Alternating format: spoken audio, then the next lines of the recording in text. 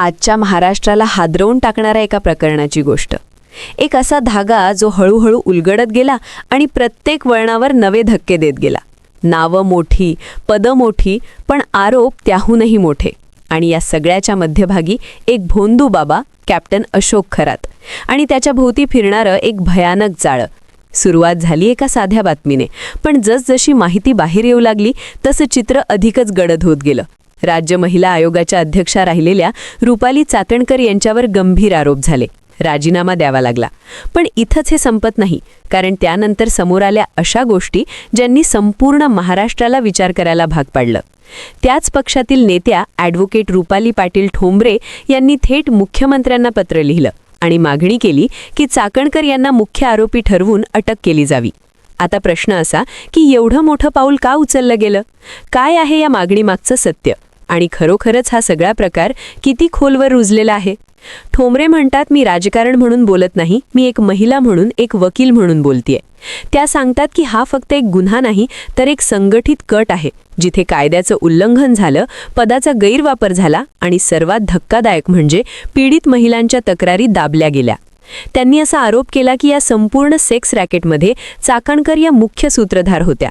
आणि जर हे खरं असेल तर हा फक्त एक व्यक्तीचा गुन्हा नाही, तर संपूर्ण व्यवस्थेवर प्रश्नचिन्ह उभं करणारा प्रकार आहे.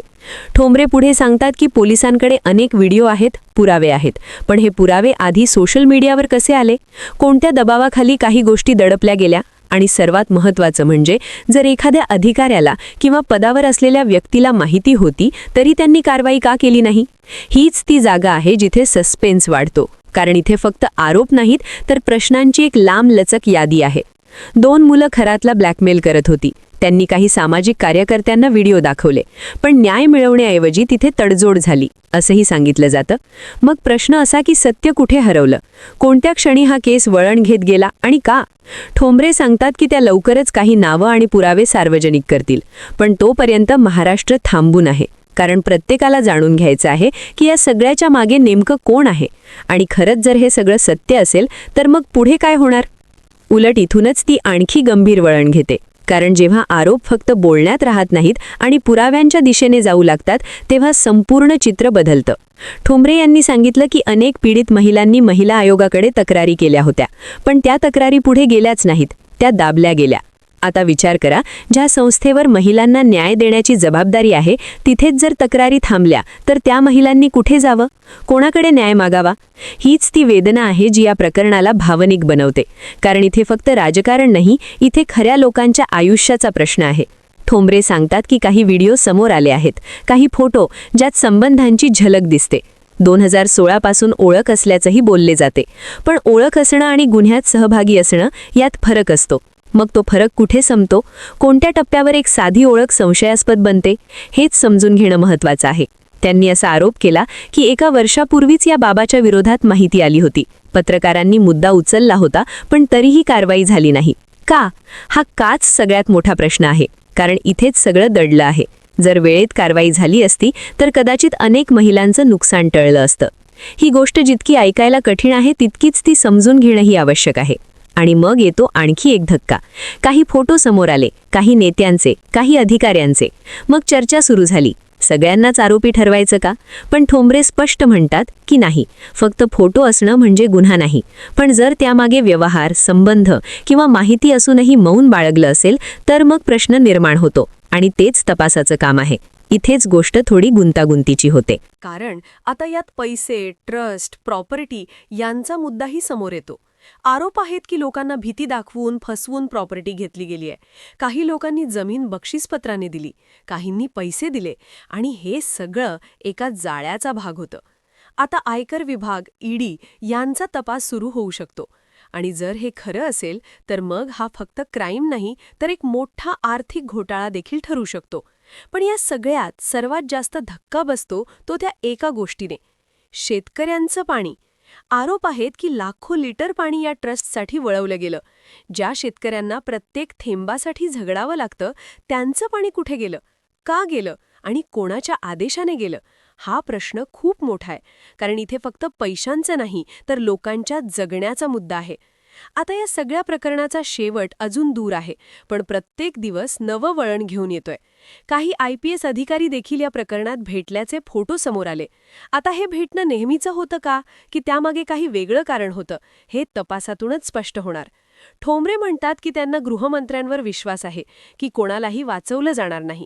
पण जनतेचा प्रश्न वेगळा आहे. खराच न्याय होईल का?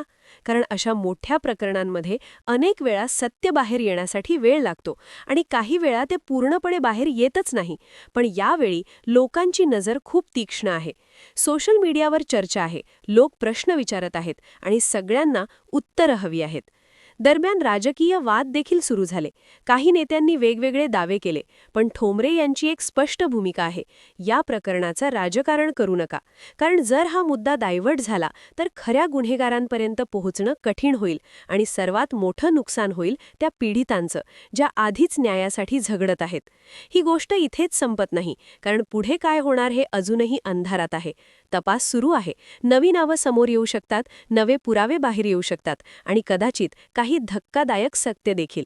पण एक गोष्ट नक्की आहे, हा केस महाराष्ट्राच्या इतिहासात लक्षात राहणार आहे, कारण याने अनेक प्रश्न उभे केले आहेत, व्यवस्थेवर, नेत्यांवर आणि आपल्या समाजावरही. शेवटी एकच प्रश्न उरतो: सत्य काय आहे?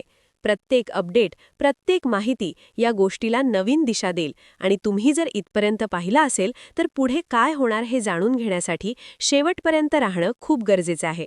आणि आता या संपूर्ण प्रकरणात सर्वात महत्त्वाचा, सर्वात थरारक टप्पा सुरू होतो. कारण आतापर्यंत आपण जे काही ऐकलं ते आरोप, दावे आणि काही पुराव्यांच्या आधारे उभं राहिलेलं चित्र होतं. पण आता प्रश्न आहे, पुढे काय? सत्य खरंच बाहेर येणार का, की पुन्हा एकदा सगळं धूसर होणार? कारण जसं जसं तपास पुढे सरकत आहे तसं तसं काही नवीन धागे समोर येत आहेत आणि हे धागे इतके गुंतागुंतीचे आहेत की त्यात कोण कोण अडकणार हे सांगणंही कठीण झालंय. दरम्यान सूत्रांच्या माहितीनुसार काही महत्त्वाचे डिजिटल पुरावे तपास यंत्रणांच्या हाती लागल्याची चर्चा आहे. मोबाईल डेटा, कॉल रेकॉर्ड्स, आर्थिक व्यवहार आणि हे सगळं एकमेकांशी जोडून पाहिलं जातंय. म्हणजेच आता फक्त आरोप नाहीत तर त्यामागचं नेटवर्क शोधण्याचा प्रयत्न सुरू आहे आणि इथूनच खरी परीक्षा सुरू होते, तपास यंत्रणांची, सरकारची आणि न्यायव्यवस्थेची. कारण जर या सगळ्या गोष्टी खरंच जोडल्या गेल्या तर हे प्रकरण एका व्यक्तीपुरतं मर्यादित राहणार नाही, हे एक मोठं जाळं उघड करू शकतं आणि त्यामुळेच सगळ्यांच्या नजरा आता या तपासावर खेळल्या आहेत. दरम्यान पीडित महिलांच्या कथाही हळूहळू बाहेर येऊ लागल्या आहेत. काहींनी धाडस करून पुढे येण्याचा निर्णय घेतलाय. त्यांनी सांगितलेल्या गोष्टी ऐकताना अंगावर काटा येतो. विश्वास, श्रद्धा आणि भीती यांचा वापर करून कसं लोकांना जाळ्यात ओढलं गेलं हे ऐकून कोणालाही धक्का बसेल. आणि इथेच हा विषय फक्त कायद्यापुरता राहत नाही, तो सामाजिक प्रश्न बनतो. कारण जेव्हा एखादा माणूस गुरु म्हणून समोर येतो तेव्हा लोक त्याच्यावर विश्वास ठेवतात आणि जर तोच विश्वास फसवणुकीत बदलला तर त्याचा परिणाम खूप खोलवर जातो. ठोंबरे वारंवार सांगत आहेत की ही फक्त केस नाही, हा समाजाला जागं करण्याचा इशारा आहे आणि कदाचित ते खरंही आहे. धन्यवाद.